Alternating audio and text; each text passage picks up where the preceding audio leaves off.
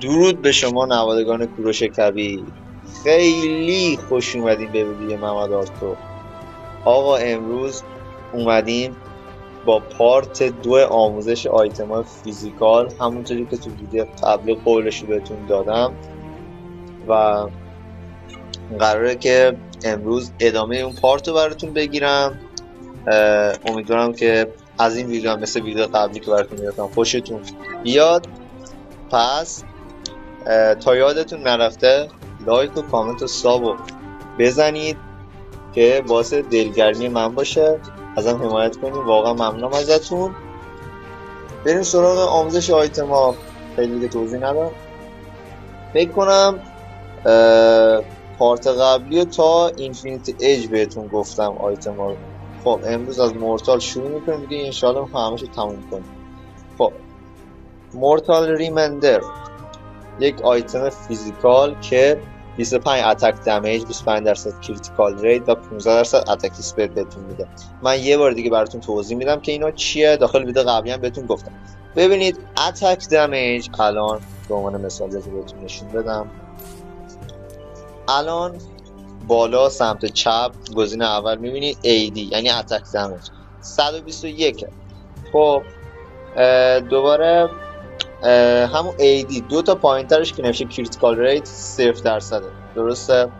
حالا اتک اسپید که ببینید از سمت چپ دو تا گزینه بعدی اونجا که نوشته current HP پایینش AS نوشته. خب AS یعنی اتک اسپید من، یعنی الان 1.18 بر ثانیه من به اصطلاح میتونم ضربه بزنم به انمی. الان من مورتال ریمندر رو میبندم. خب الان این آیتم رو بستم. الان کنید ببینید AD من شد 146، کریتیکالم شد 50 و AS من شد 1.28. حالا شاید دوباره براتون سوال بشه که من کریتیکال 25 نبود چطور شد 50. این دیگه مربوط میشه به پسیو یاسو که کریتیکال رو 2 برابر میکنه. داخل ویدیو قبلی هم بهتون گفتم، اگه خواستین بریم ببینین، کاملتر براتون توضیح دادم. پسیو یاسو رو به این حتما نگاه کنید. الان این آیتم ببینید کار دیگه هم میکنه. این آیتم 30% آرمور پنه. یعنی چی؟ یعنی به عنوان مثال بهتون میدم انمی وایسین ببینید الان آرمور من پایین ایدی نگاه کنید، من الان 101 آرمور دارم، درسته؟ ما میگیریم 100 تا. مثلا این 100 تا آرمور وقتی مثلا انمی این آیتم رو بسته باشه و به من دمیج بده، حالا هر دمیجی تقریبا 30% آرمور منو خنثی میکنه. یعنی انگار من 70 تا آرمور دارم و اون 30 تاشو رد میده، یعنی انگار من داره به اچ پی دمیج میده، اصلا کار به آرمورم نداره. یعنی عملا 30% آرمور من اینجا تلف میشه، یعنی کارش نمیتونم بکنم. حالا آیتم ضد اینم هستا ولی اونو دوباره از نو باید ببند. این یکی از به اصطلاح پسیوای همین آیتم حساب میشه. آیتم بعدی مانا نیستش میدونم که این آیتم خیلی ببرد چمپ یاسو نمیخوره. میگه که من 25 اتک دمیج، 30 تا مانا مکس و 20 تا ابیلیتی ایس ببینم. اتک دمیجی که میدونید چیه.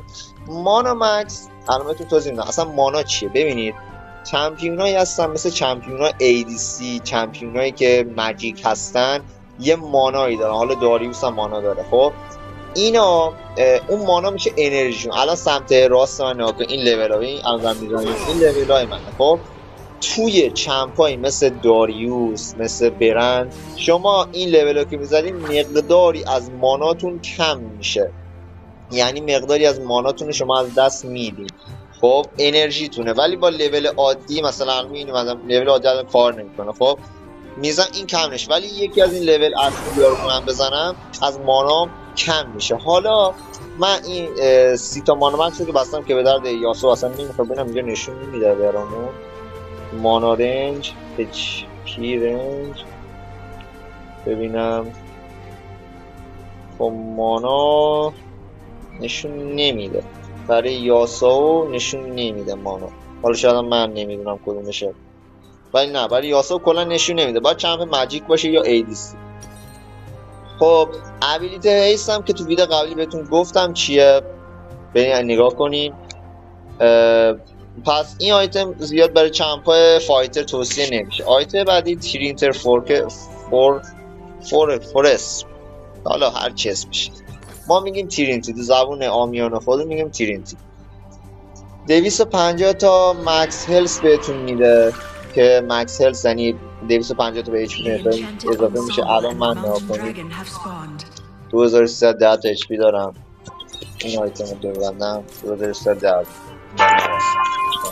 2300 تا داشتم، حالا 2560 تا.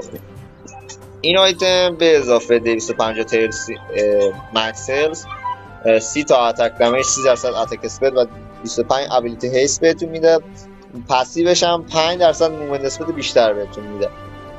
دیگه اتک دمیج، اتک اسپید، ابیلیتی هیست هم اگه نمیدونید تو ویدیو قبلی براتون توضیح کاملش رو دادم.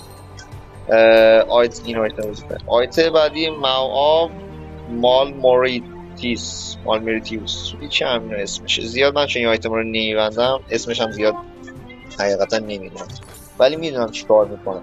ببینید 55 اتک دمیج، 45 ماجیک ریسینتیس، اینم میشاله دارم درست میکنم، و 10 تا ابیلیتی هیست بهتون میده. اتک دمیجی که میدونید چیه، ماجیک ریسینتیس که اسمش هم میدونم سخت اشتباه اون قطعا دارم میکنم.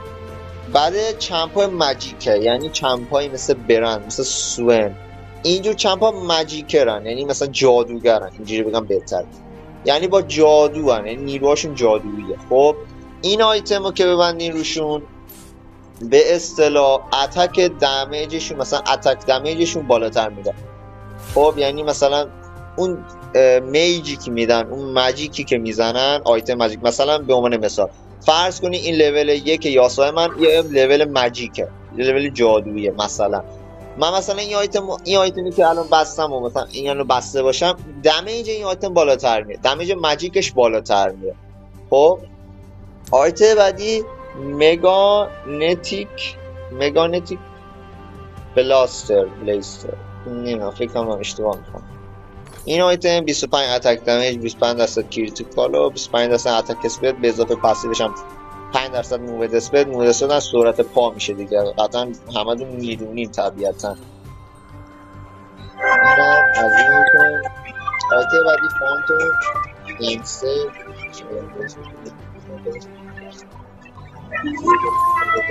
آیتمیه که 25 اتک دمیج، 25% کریتیکال و 40% اتک اسپید.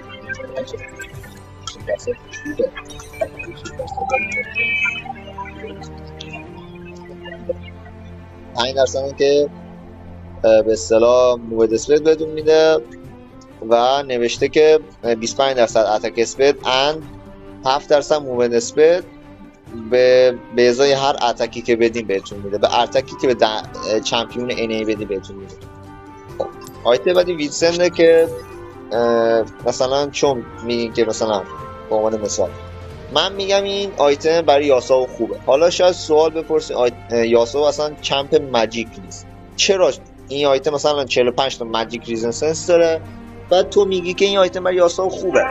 ببینید ویتسن یکی پسیوش خیلی مهمه، نگاه کنید پسیوش میگه که مثلا چمپای مثل لوکس و مورگانا که لولشون استن میکنه، یعنی شما رو یه جا وای میسونه و حرکت نمیتونی بکنی، شما این آیتمو که بندی زودتر از این استن میایین بیرون. به عنوان مثال مثلا لوکس آقا 2 ثانیه 1 ثانیه نمیدونم استن میکنه، شما این آیتم ببندین اون وقت مقدار استن میشه 1 ثانیه، میشه نیم ثانیه، کم میشه، به هر حال یه مقدار از اون تایم استن شما کم میشه. 45% اتک اسپید بهتون میده در کنارش. آیتم بعدی ایسنس ریور، ان شاء الله بدم درست میکنم، اینم آیتم فکرم جدیدم باشه. خب این آیتم 35 اتک دمیج، 25% کریتیکال و 20% ابیلیتی هیست بهتون میده که بچه اینا رو دیگه میدونین چیه، من الکی وقتتون نگیرم بهتون توضیح ندم چون که دیگه این آیتم ها تقریبا دیگه شبیه هم. آیتم بعدی ناوری کویک بلیدز هستش که اینم دقیقا همونه، 40% اتک دمیج، 25% کریتیکال، 15% اتک اسپید. آیتم بعدی اما ایج آف د نایت، این آیتم خیلی موضوعش جالبه، نگاه کنید 250 مکسلس و 50 تا اتک دمیج بهتون میده که اصلا برام مهم نیست. آرمور پنتریتیشن، حالا ایشالا کنم درست میخونم، بهتون میده که همون مثلا 8% از آرمور انمی رو انگار حساب نمیکنی هر دمیجی که میزنی. ولی یه کار دیگه یعنی که این آیتم میکنه، الان میبینید دوره چمپیون من یه گوی به اصطلاح بنفش اومده. الان بهتون توضیح میدم این گوی بنفش چی کار میکنه. الان من یه دونه انمی اینجا بوده کارم، ببینید الان لول یاسو لول 1ش، وقتی من 2 تا اتک بدم گردبادم فعال میشه. خب این گردباد وقتی بدون بنی انمی ایربورد میشه. این آیتم یعنی همین آیتمی که الان بستم کاری میکنه، مثلا من با یاسو میکار میزنم، یاسو ایربوردش گردبادش بخوره بهم، این آیتم کاری میکنه که من به اصطلاح پرتاب نشم، هوا نرم. خب یعنی مثلا شما این ماکت رو نگاه کنین هوا میره، پرتاب میشه. خب مثلا اگه میشد این آیتم رو این ماکت ببندی، وقتی من گردبادو میزنم برای یک بار این هوا نمیره، یعنی یه جور شیلده که مثلا پسیوا رو خنثی میکنه، مثلا یک لوکس، یک مورگانا اینا رو خنثی میکنه. و این پایین هم نوشته Age of the Night blocks the next hostile abilities، نوشته قشنگ، یعنی میگه که مثلا آیتمایی که استن میکنه، نمیذاره حرکت کنی، نمیذاره لول بزنی، اینو خنثی میکنه. خیلی آیتم خوبی هم هستش. این آیتم هم سل میکنیم. دیوین دون دره شده کنم دیگست 425 مکسلز، 25 اتک دمیج، 25 ابیلیتی ایس بهتون میده. بهتر هر دمیج هم که روزین به انمی 10 تا 7% بهتون میده. آیته بعدی سرپنس فان هستش که 50 تا اتک دمیج، 10 تا ابیلیتی ایس و 15% آرمور پنتریشن میده. زبونم میگه نمیشه بده. آرمور پنتریشن که بدون گفتم تقریبا 15% از آرمور انمی رو انگار حساب نمیکنه اتکی که میدین. دکالکتور هم آیتمی هستش که 45 اتک دمیج، 25% کریتیکال و 10 تا هم آرمور پنتریشن داره. اسمش واقعا سخته. آیته بعدی چمپانک تایم نویس بورد، اسم سختی داره خدایی. 250 تا مکس هلت، 45 اتک دمیج، 15 ابیلیتی هیس بهتون میده. بالا به درد یاسو خیلی نمیخوره این آیته بعدی اسپیر آف شوجین، امیدوارم که اینم درست میده. 300 تا مکس هلت، 50 اتک دمیج، 25 ابیلیتی هیس. بچه اگه میبینید من این آیتم ها اسماشو خیلی دارم بد میخونم، حقیقتا بچه من این آیتم رو خیلی رو چمپ یاسو، من چون یاسو پلیرم خیلی این آیتم رو اصلا این آیتم زیاد به درد یاسو نمیخوره، بنابراین من رو اسمش هم کار نمیکنم. وگرنه مثلا این آیتم های بالا اسمش رو مثل هولو میخونم، نش، بلاد آف د رایت کینگ، مورتال ریمنر، اینفینیتی اید، تیرینتی، ویتسن، حالا آیتم پایینتر هم چند تا هستن. اینا چون من اینقدر بستم اسمشم قشنگ روونه، میتونم راحت بخونم. نگین که آقا این نوب بلد نی خودش داره میاد به ما یاد میده، نه بچه اینجوری نیست. من چون این آیتم رو خیلی نمیبندم حقیقتا اسمشم یادم رفته، وگرنه میدونستم چون اینقدر نبستم روی اسمش اصلا یادم رفته. حالا از موضوع دور نشین دوستان. این آیتم 5% موومنت اسپل بهتون میده که کار نداریم بهش. آیتم بعدی ترمینوس هستش که اینم اگه این اسمشو یکم خوب خوندم چون اینم یه زمانی می‌بستم چمپ یاسو. 35 اتک دمیج و 30% اتک اسپل بهتون میده. 11 تا آرمور پن داره، کم آرمور رد میده. آیتم بعدی این اسمش خیلی سخته چیه؟ اسیلیپس، امیدوارم که درست خوندم. 65 اتک دمیج، 20% ابیلیتی ایس بهتون میده. هر اتکی که به این میدی حدود 7% بهتون به اصطلاح هیل میده. آیتم بعدی ساندر اسکای هستش که 30 تا مکس هلت و 40 تا اتک دمیج و 15 تا ابیلیتی ایس بهتون میده. آیتم بعدی بلک پلیور هستش که برای آیتم تانک خیلی خوبه. من معمولا رو مثلا اگه تانک بردارم، مثلا گرم بردارم، این آیتم خوبه، خیلی خوبه، میتونی براش ببندی.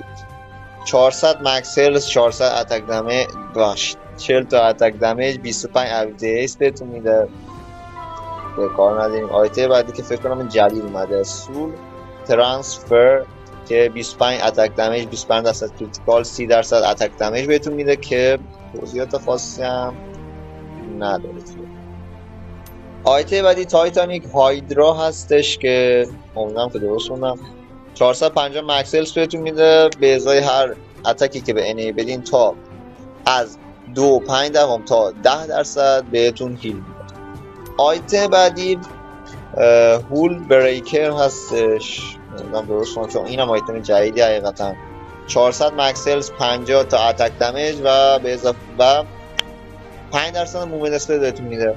آیته بعدی یوردل رونان هوریس. این آیتم من چون نبستم اسمش زیاد نمیدونم. این آیتم هم میتونیم علامت قفل روشه، اصلا نمیتونم ببندم چون برای چمپای ADC بیشتر. این آیتم رو میگم چیکار میکنه. ببینین به اضافه 35 اتک اسپیدی که بهتون میده یک گویی کنار چمپ شما ظاهر میشه که به عنوان مثال چمپ کیسین رو مثال میزنم، یه تکتیر اندازه که مثلا این تیر از تفنگش میاد بیرون، به ازای هر تیری که از تفنگش میاد بیرون یه تیر از اون گویی هم میاد بیرون. اوکی. آیته بعدی بذارین کامل نخونم دیگه، اسمشو میذاریم آقا دراک سار تیکه آخرشو میکنم دیگه.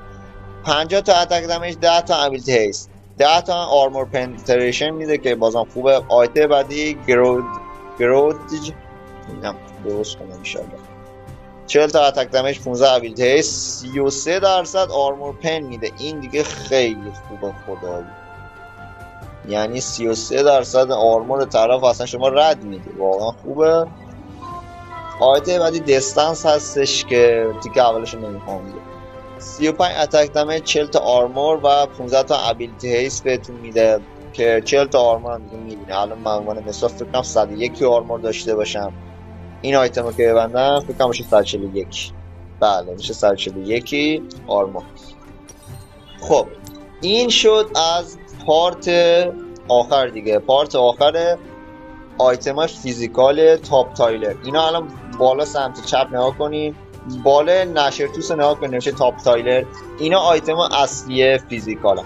الان اینا مید تایلرن، آیتم متوسطن، دورش میبینی آبی، اینا دورش نگاه کنین طلاییه، این دورش آبیه. آیتم بعدی چیه؟ بیسیک هستش. آیتم کلا 3 تا آیتم بیسیک داره فیزیکال که دورش سبزه. از این آیتم ها شروع، مثلا شما بازی رو که شروع میکنی از این آیتم کوچیک شروع میکنی، مثلا این آیتم میبندی، این آیتم میبندی که مثلا بعدش بتونی ایج رو ببندی، مثلا این آیتم بتونی کامل، این آیتم رو کامل ببندی.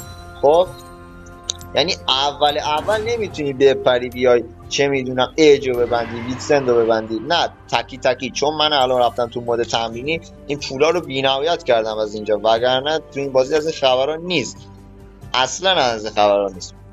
خب دیگه آیتم فیزیکال هم بهتون کاملا توضیح دادم. اینا هم که تکامل به اصطلاح تکامل شده این آیتم بالا، تکامل شده این آیتم پایین.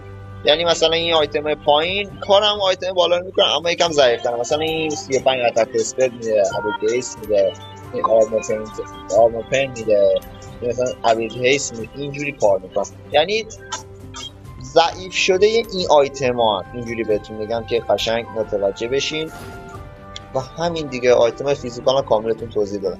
اگر میخواین که تو پارت بعدی بیام آیتم های ماجیک، دیفنس، ساپورت و ساپورت البته اینا ساپورت و بوتس رو که کلا بحثش جداست بهتون توضیح بدم، حتما داخل کامنت ها بنویسین. کامنت ها رو بچه ها میخونم، حتما بنویسین و اگر دوست داشتین چنلمون رو ساب کنین، یه لایک هم بندازین پای ویدیو که یه حالی به ما داده باشین. مرسی ازتون که این ویدیو رو مثل ویدیو قبلی تا آخر دیدین، نکاتش رو گوش کردین. امیدوارم به دردتون خورده باشه، مخصوصا کسانی که میخوان این بازی رو شروع بکنن. این ویدیو امیدوارم که به دردشون خورده باشه. من دیگه نهایت تلاشمو میکنم که بهترین ویدیو رو براتون بسازم دیگه با هر شرایطی که حالا دارم. پس امیدوارم از این ویدیو خوشتون اومده باشه. لایک و کامنت و سابسکرایب فراموشتون نشه که واسه دلگرمی منه. هر چی دارم از حمایت شما.